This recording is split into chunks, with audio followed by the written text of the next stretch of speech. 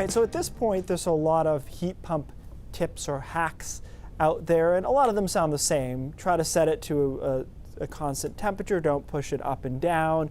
It works best during kind of the fringe seasons, and it starts working harder when it's cold. But here are two things that I learned about heat pumps, and I had help from Rural River Heat Pump, and also did a lot of research and found some research papers on this topic. And let's start with the first one, which is don't forget that warm air rises. And I know that sounds obvious and silly, but in the context of heat pumps, here's what sometimes happens. Quite a few of these units measure the temperature for the unit at the actual head, as they call it, so where the warm air is coming out.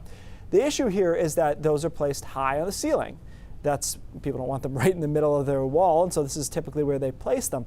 So what happens in these scenarios is a lot of different research papers looked at, okay, at the ceiling what's the temperature versus what's the temperature at the floor or in the middle of the room, and it can vary 6 or 7 degrees in a lot of cases. So if you set your thermostat to 70, the heat pump thinks it's 70, well, it might be 65 at the ground level. So the ways to get around this are either to just get a cheap little thermometer, put it down kind of on a table and see what it's registering, and then adjust your heat pump that way. Or you can get a thermostat that can communicate with most of those heat pumps. So that's something that you have to think about.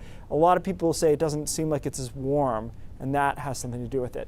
The other one that I thought was actually very interesting was don't always use the lowest fan setting. People tend to do that, or they put it on auto fan, but they found that higher fan settings, as long as it doesn't bother you, the noise doesn't bother you, are actually more efficient.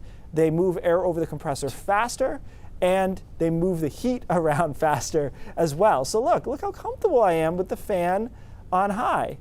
So this is something that really surprised me. And I tried it at my house.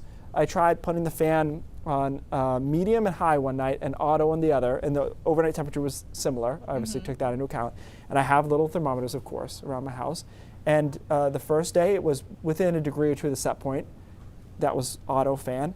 The next day I did medium and high fan, and it overblew the set point by several degrees. Okay. So it helped a lot in comfort. There. And it doesn't use a lot more electricity, guys, because the fan in the unit is just this tiny little fan.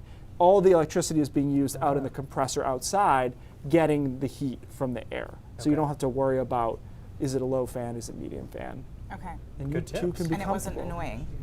Well, that's kind of a personal preference. Okay. So I don't have one like that in my bedroom. You might not. I like a little white noise at night, but if it bothers you, then that's a reason to turn it down, but not to save energy. It's actually better to run it faster. All right, good tips. Keith, thanks so much.